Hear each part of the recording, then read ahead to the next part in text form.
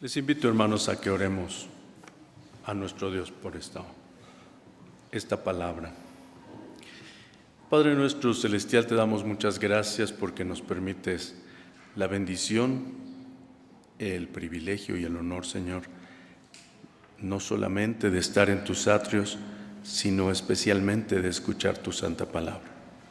Oramos, Padre nuestro, porque permitas que en tu bondad nuestras mentes, nuestros oídos, nuestros corazones estén abiertos a tus enseñanzas y que aprendamos, Padre, y lo pongamos por obra. Te lo suplicamos, Señor nuestro, en el precioso nombre de tu Hijo amado, nuestro Señor Jesucristo. Amén. Bien, hermanos, acabamos de terminar la semana del hogar, ¿cierto? ¿Sí? ¿Se acuerdan cuál fue el tema?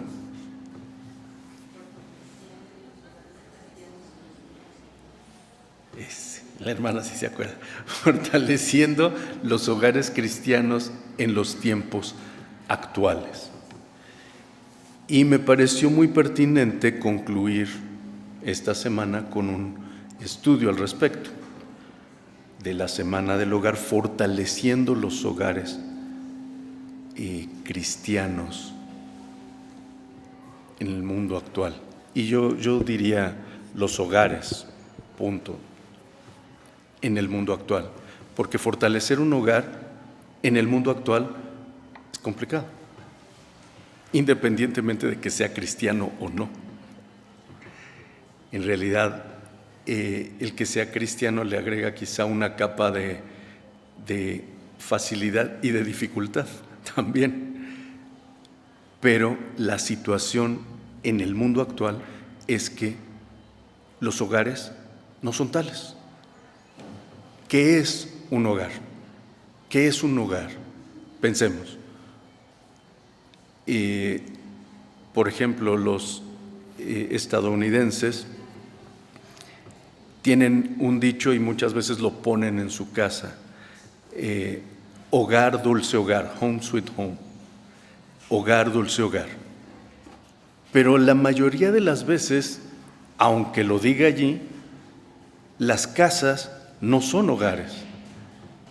Las casas son, pues, los edificios, el sitio donde la familia pernocta, vamos a decir así, que pasan la noche. Pero resulta que en esa familia hay un papá, una mamá y, vamos a pensar, 3 hijos. Los hijos a lo mejor son un joven, una señorita y un adolescente. Y resulta que en ese lugar, en esa casa, esa familia, en realidad son 5 desconocidos que duermen juntos. ¿Por qué? Porque el papá se va a trabajar todo el día y no se entera lo que hace la mamá. La mamá está en la casa todo el día y no se entera lo que hacen los hijos. Los hijos se van a la escuela todo el día y se la pasan en el celular cuando no están en la escuela. Y no nos enteramos nadie de lo que pasa en las vidas de los otros. ¿Ese es un hogar?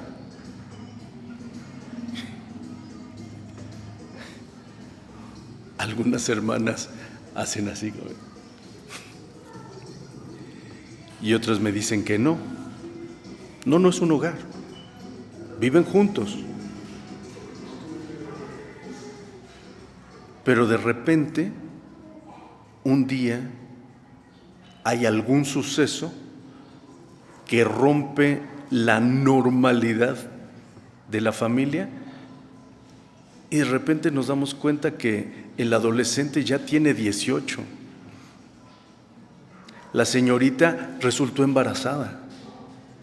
El joven está en drogas. ¿Cómo? Si estamos aquí todos felices, contentos, estamos en este hogar. No.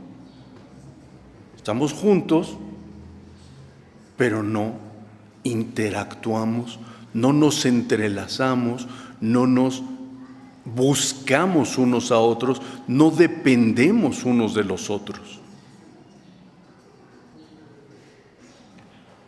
¿Sí estamos claros, hermanos? Y nos damos cuenta que en muchos hogares o en muchas familias pasa esto, no nada más en los cristianos, en general pasa esto.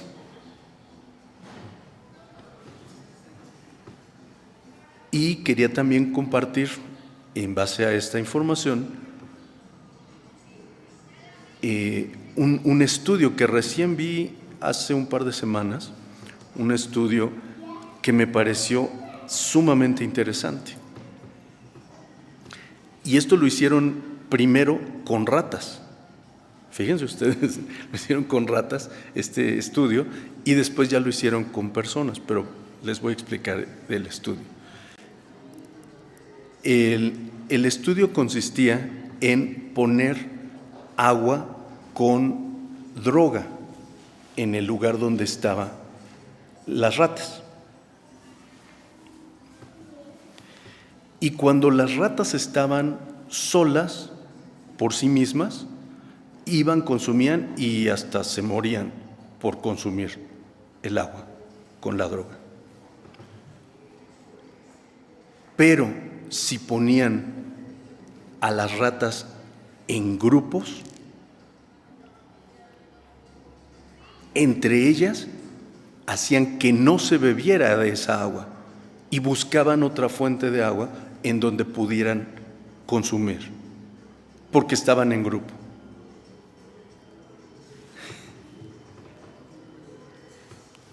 Trasládenlo a los adolescentes, a los jóvenes, a los niños que tienen una familia que es hogar, porque el hogar no es el sitio, el hogar es el corazón.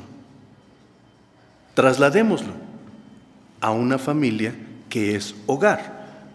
No importa que no tengan casa. La familia y el hogar se hacen con la familia, no con la casa. ¿Sí estamos claros? Y entonces se dieron cuenta que los adolescentes y jóvenes con hogares fuertes, con hogares vivos, hogares que el padre, la madre y los hermanos interactuaban cotidianamente, vinculándose, preocupándose los unos por los otros, ocupándose del bienestar los unos por los otros, eran menos propensos a caer en alcoholismo o en drogadicción. ¿Por qué? Por el hogar, por la familia que los acogía, porque no tenían necesidad de llenar el vacío que sentían con otra cosa, porque no había vacíos, porque los llenaba la familia en el hogar.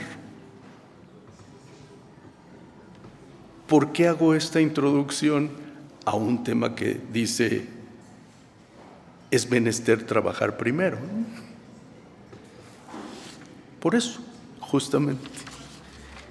Porque si ustedes pusieron atención en la lectura que acabamos de hacer en 2 Timoteo 2, dice el versículo 6, el labrador para recibir los frutos es menester que trabaje primero. Hace un momento oramos porque Dios permita que los frutos de la semana del hogar sean palpables en nuestras vidas. Pero para que eso suceda, es menester que el labrador trabaje primero. ¿Y quién es el labrador? En el caso del hogar, podrían decir el padre, o la madre, o los hijos. En este caso, todos tenemos que trabajar primero. todos. El padre tiene que poner de su parte, la madre también, los hijos también. Si ustedes recuerdan, Deuteronomio 6 nos enseña a partir del versículo 3, dice así: Oye pues, oh Israel, y cuida de ponerlos por obra, los mandamientos y estatutos de Jehová, para que te vaya bien y seáis multiplicados, como te ha dicho Jehová, el Dios de tus padres, en la tierra que destila leche y miel. Oye Israel, Jehová nuestro Dios, Jehová uno es. Y amarás a Jehová tu Dios de todo tu corazón y de toda tu alma y con todo tu poder. Y estas palabras que yo te mando hoy estarán sobre tu corazón. Y las repetirás a tus hijos. Y las repetirás a tus hijos, y hablarás de ellas estando en tu casa, y andando por el camino, y al acostarte, y cuando te levantes. Y has de atarlas por señal en tu mano, y estarán por frontales entre tus ojos, y las escribirás en los postes de tu casa y en tus portadas. Esto es cierto que hemos escuchado estas palabras antes. Las sabemos, pero pocas veces reflexionamos que dice, las repetirás a tus hijos. No dice a tus hijos cuando son niños. Casi siempre lo ponemos en ese contexto. Pero dice a tus hijos. No dice qué edad tenían los hijos o tendrían los hijos cuando yo las tuviera que hablar. Se las tengo que hablar a mis hijos niños, a mis hijos adolescentes, a mis hijos jóvenes, a mis hijos adultos, y aún si tengo hijos adultos mayores, aún a ellos tengo que seguir hablándoles. Ah, ¿verdad? Se cambia, ¿verdad? El labrador es menester que trabaje primero para recibir los frutos. Hace muchos años escuchaba una reflexión que entonces me dio escalofrío porque no lo había pensado,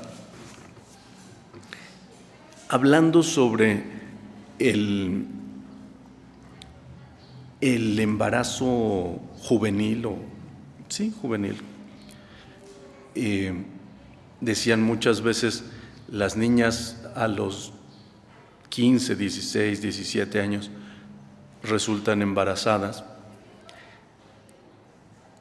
Y la reflexión era la siguiente, decía, y es que no están claras, no están conscientes de que una vez que sucede esto,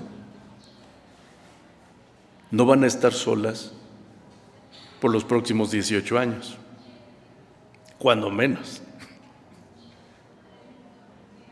Y les digo, en ese momento a mí me dio escalofrío. Yo no tenía 18, pero de todos modos no lo había pensado realmente. Me impresionó, me impactó porque dije, sí es cierto, o sea, uno se tiene que responsabilizar de un niño, pues cuando menos hasta que llegue a la mayoría de edad. Y bueno, es una niña a los 16, 17, todavía no es una persona mayor, no se ha terminado ni siquiera de desarrollar físicamente, mucho menos intelectualmente, como para asumir la responsabilidad de ser madre o padre.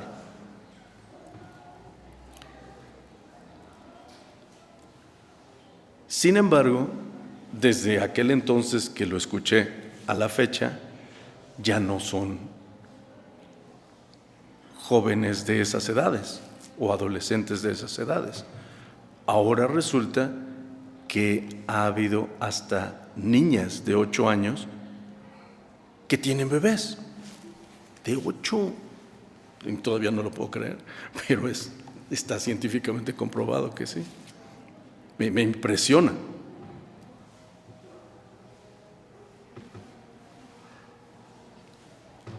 Sin duda eso sucede porque no hay hogar. No hay hogar en donde haya labradores que estén haciendo lo que Dios mandó que deberíamos hacer con nuestros hijos. Hablar la palabra de Dios cuando sales, cuando entres, cuando vas en el camino, cuando te acuestas, cuando te duermes, cuando te levantas. Pues básicamente todo el tiempo. O sea, te acuestas a dormir, te levantas, otra vez hablamos, salimos, hablamos, vamos por el camino, hablamos, regresamos, hablamos, nos sentamos al comer, hablamos, nos volvemos a dormir y volvemos a hablar. Es decir, todo el tiempo debemos hablar la palabra de Dios con los nuestros. Y esto hace que formemos, que construyamos hogar. ¿Nos damos cuenta, hermanos? Y eso es muy práctico, eso es algo factible, es algo que podemos hacer, sin lugar a dudas. Pero es menester que trabajemos antes de recibir los frutos. Es menester que trabajemos primero para recibir el fruto.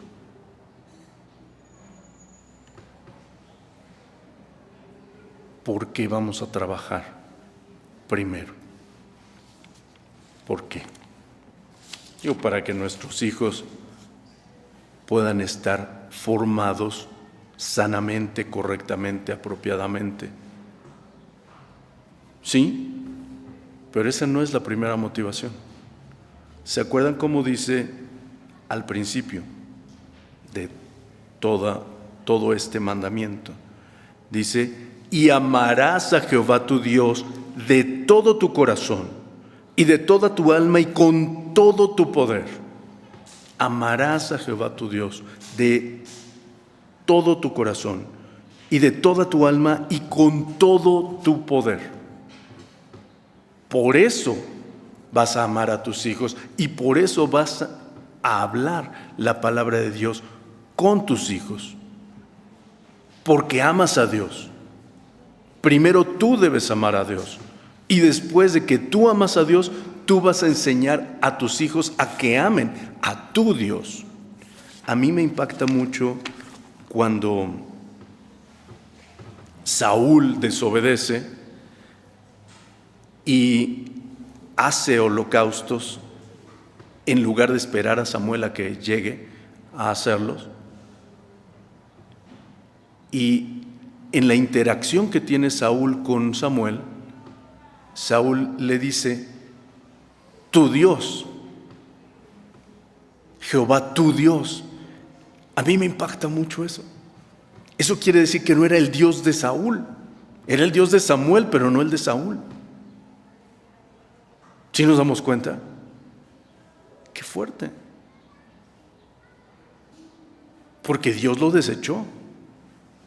Él no quiso ser rey de parte de Dios y Dios no lo quiso como rey a él.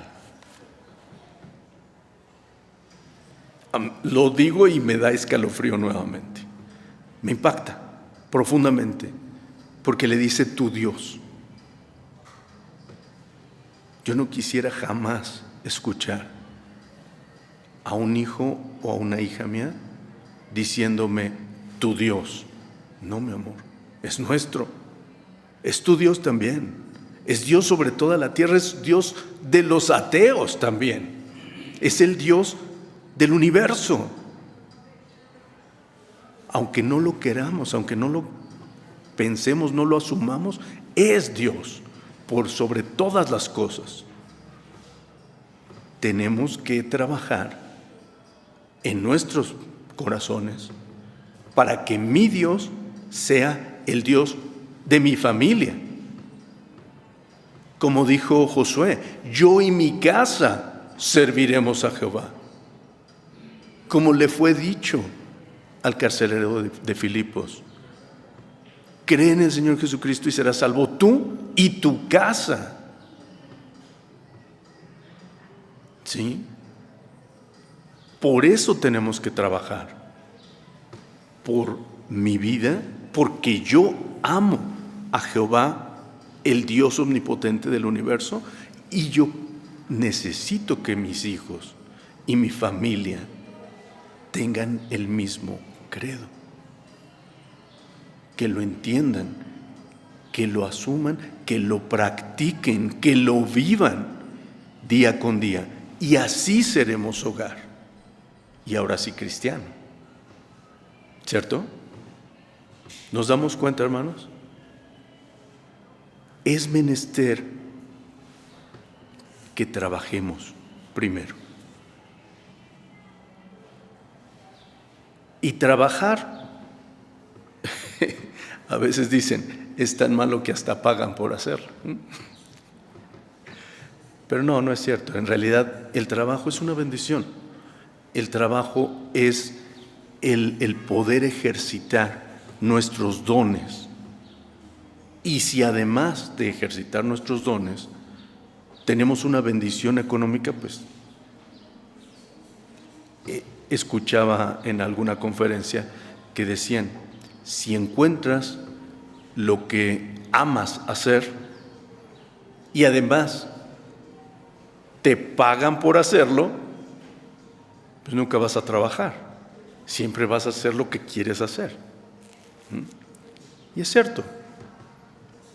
Si nosotros amamos a Dios y amamos a nuestros hijos, pues no va a ser trabajo el que compartamos nuestro amor por el Creador con los nuestros y que ellos lo entiendan, lo comprendan, lo asuman y lo practiquen.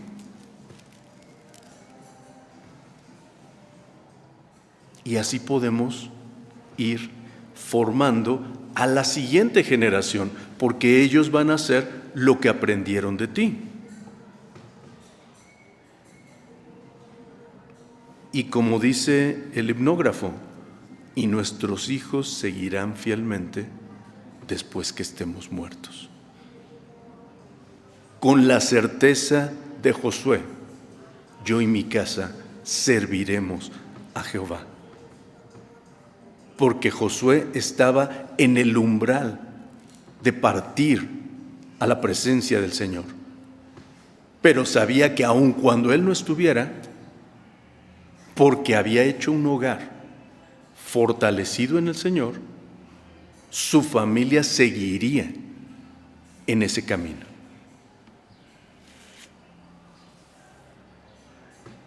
¿Sí estamos claros, hermanos? Pero como es trabajo, tampoco es fácil. Recuerden ustedes al rey David, un varón conforme al corazón de Dios, un varón del que Salomón describe: yo fui único delante de mi padre. ¿Cierto? ¿Y qué pasó con Salomón? Sus mujeres lo hicieron caer. Y bueno, Salomón tuvo otros hermanos. Al menos sabemos de 2 de ellos que murieron antes que su padre por rebelarse en contra de él: Adonía y Absalón. ¿Sí?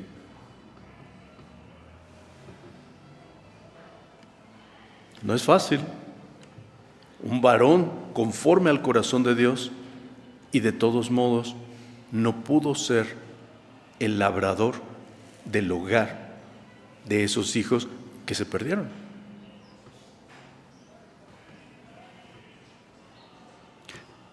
Pero conocemos a uno más, que a lo mejor no lo tenemos muy presente, pero está uno más que se llamó Natán, y está consignado en Lucas 3. Vamos a ver Lucas 3, y es de donde viene el linaje de David del Señor Jesucristo. En Lucas 3 dice en el versículo 31 y 32. Recuerden ustedes que la genealogía en Lucas 3 es una genealogía regresiva. Empieza con el Señor Jesucristo y termina diciendo que fue de Adán, que fue de Dios. Entonces va en regreso, en retroceso, digámoslo así. Y en el versículo 31 dice que fue de Melea, que fue de Mainán, que fue de Matata, que fue de Natán, que fue de David. Entonces sí conocemos a Natán, hijo de David, de donde viene el linaje del Señor Jesucristo. Lo cual quiere decir que al menos para Natán sí fue labrador David de ese hogar. ¿Sí nos damos cuenta, hermanos? Aquí está. Que fue de David, que fue de Jesé, que fue de Obed, que fue de Booz, que fue de Salmón, que fue de Naasón, y así hasta concluir en el versículo 38 que dice que fue de Cainán, que fue de Enós, que fue de Set, que fue de Adán, que fue de Dios. Esta genealogía de Dios a Dios, porque empieza diciendo el versículo 23, y el mismo Jesús comenzaba a ser como de 30 años, hijo de José, como se creía, que fue hijo de Elí. Y así empieza esta genealogía en retroceso. Y el Señor Jesucristo fue conocido y reconocido en la entrada triunfal como hijo de David. ¿Se acuerdan? Bendito el que viene en el nombre del Señor, bendito el hijo de David que viene. ¿Cierto? En la entrada triunfal el hijo de David, el Señor Jesucristo, fue reconocido como hijo de David. Entonces, el mandato está. El trabajo se puede dar. La complicación es amplia, mucha.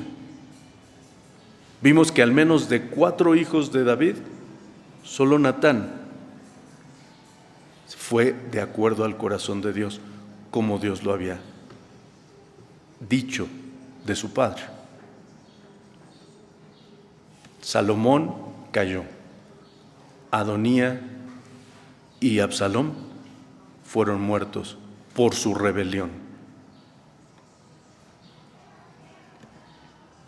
Pero Natán perseveró. Y de Natán proviene el Señor Jesucristo. Si estamos claros, hermanos. Si nos damos cuenta de la importancia de que labremos el hogar para nuestros hijos.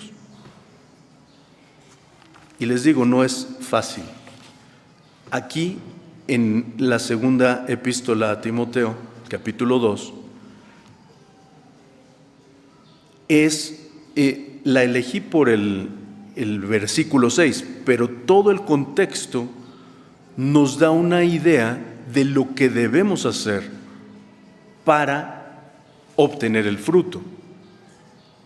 Lo que debemos ser y hacer como labradores, y lo que debemos ser y hacer como padres, como madres, como hijos también.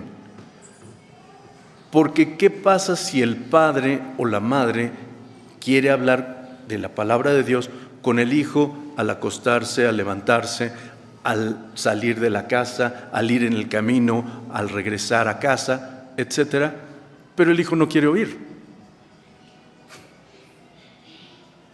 El hijo también tiene que poner de su parte. El hijo, me refiero a hijo e hija, ¿sí? También tenemos que poner de nuestra parte como hijos.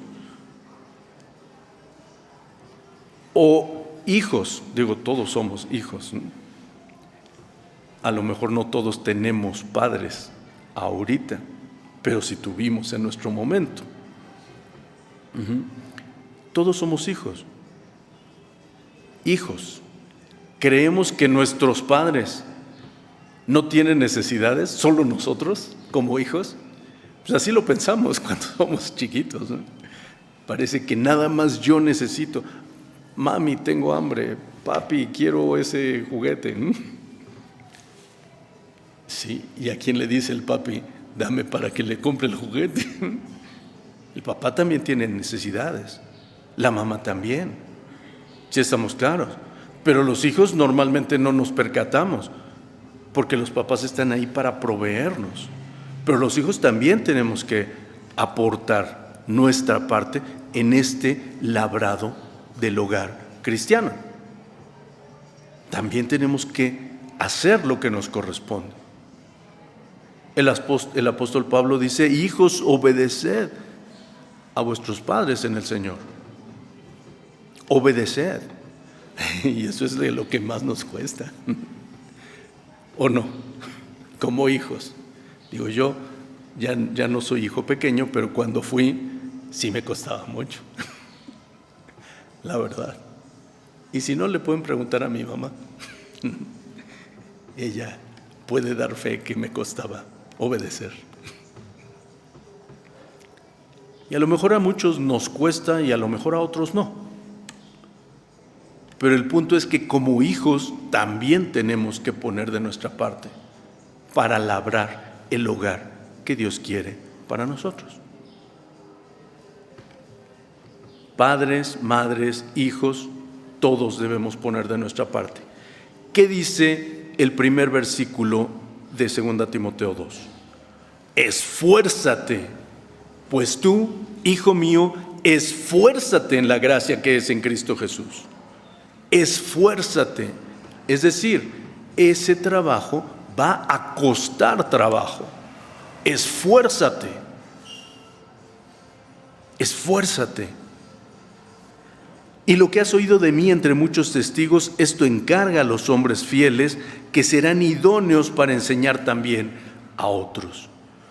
Tú eres un hombre, tú eres una mujer fiel y eres idónea para enseñar a los tuyos. Eres idóneo para enseñar a los tuyos.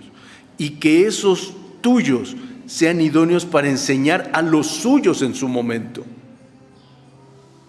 Para que todos, como linaje, como familia,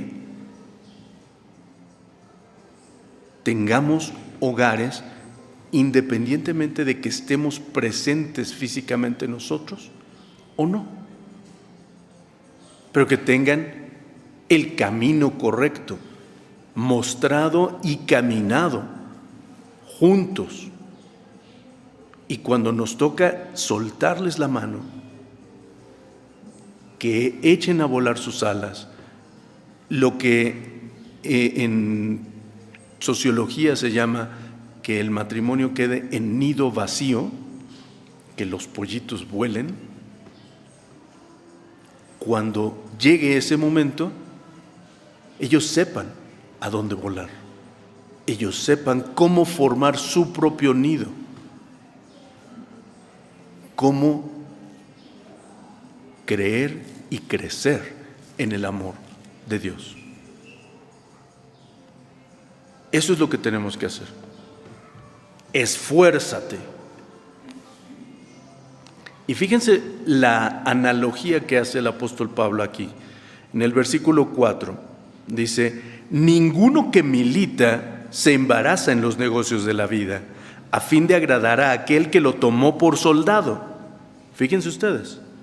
Y aún también el que lidia no es coronado si no lidiare legítimamente. Milicia y lucha, batalla. Fíjense ustedes el contexto. Está escribiendo el apóstol Pablo. El apóstol Pablo era ciudadano romano, ustedes recordarán, ciudadano romano, y la Roma imperial y la Roma republicana tenían muchas costumbres muy arraigadas y muy específicas o especiales. Fíjense ustedes que dice, el que lidia no es coronado, y el que milita no se embaraza, dice, de los negocios de la vida, a fin de agradar a aquel que lo tomó por soldado. Yo hice alusión al Imperio Romano porque cuando un general conquistaba algún territorio reclamándolo para el Imperio Romano, entraba en una procesión espectacular, pero sin ejército, ¿sí? A Roma, a la ciudad de Roma, que era la capital del Imperio Romano, y entraban en una procesión con caballos y con trompetas, y se congregaba todo el pueblo y el senado y el emperador estaban congregados para darle una recepción excepcional a este general que comandó las fuerzas que conquistaron X territorio. Y a eso está equiparando el servicio a Dios como soldado de Dios. Si nos damos cuenta, ¿sí? Y quizá por falta de contexto no lo teníamos o no lo comprendíamos en su justa dimensión. Pero ahora que tienen este concepto, podemos entender lo que está diciendo. O sea, el congregar a toda la ciudad de Roma, al Senado y al emperador, y que cruzara la vía Apia en un carruaje jalado por corceles hermosos y briosos, y que cruzara todo ese espacio para llegar a ser coronado con esta guirnalda, no como rey, sino como ganador, como Víctor, le decían Víctor por la victoria, por vencedor. Todo este evento, pues no lo podía asumir cualquier persona. Y no era un evento para todo público en el sentido de que cualquiera podía decir, ay, yo quiero un día ser victorioso así. No, se tenía que ganar, había que trabajar. Pero una vez que trabajaba, podían recibir este trato especial, ¿qué digo especial? Especialísimo de la Roma imperial a un solo individuo.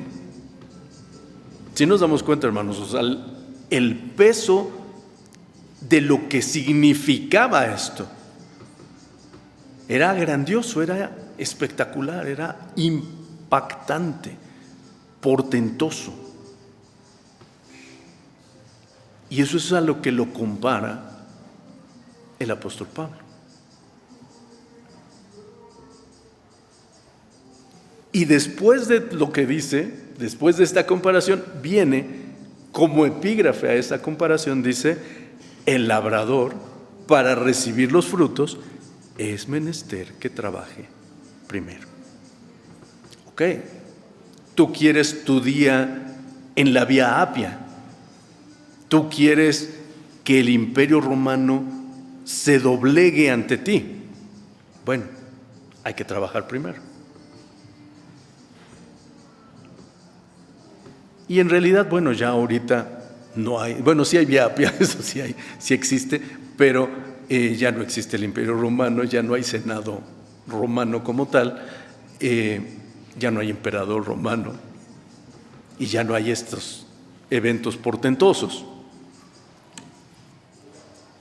Pero el símil sigue siendo igual.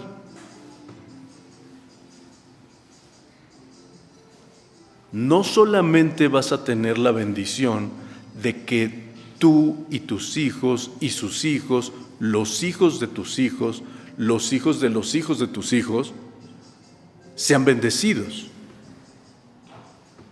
sino que además vas a obtener un galardón. Pero primero hay que trabajar. Vas a tener un premio delante de Dios, pero primero hay que trabajar. Primero hay que servir.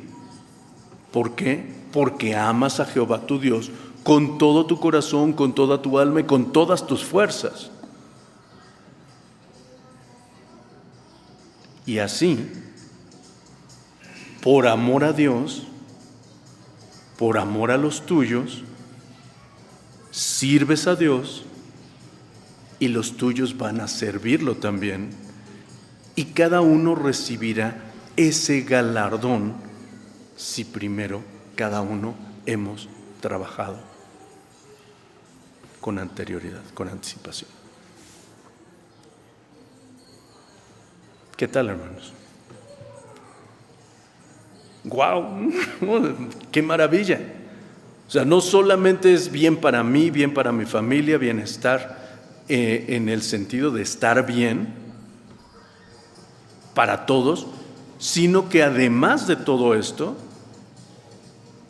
aparte de que vamos a tener la bendición de gozarlo aquí, vamos a recibir ese galardón y vamos a permanecer por la eternidad. ¿Qué más queremos? ¿No? ¿Qué más necesitamos? ¿Qué más esperamos o deseamos? Nada. Hay que ponerlo en práctica. Hoy, aquí. Con esa visión de mañana allá. De estar en la presencia de nuestro Dios por la eternidad. Esa es una bendición que tú tienes como padre, que tú tienes como madre. Tú puedes guiar a los tuyos a la eternidad. No nada más a que terminen la primaria, la secundaria, la preparatoria, la universidad, un doctorado, un postdoctorado. No solo eso. Tú los puedes guiar a la eternidad. Y eso es mucho más de lo que pudiéramos anhelar o desear. Eso es fundamental en nuestras vidas hoy. Pero para que lleguemos a la eternidad es menester que trabajemos primero. Y hay que hacerlo día con día, todos los días, sirviendo al Señor de todo nuestro corazón, de toda nuestra alma y con todas nuestras fuerzas. Y que Dios nos haga familias, que seamos hogares verdaderamente. Que Dios les bendiga, hermanos.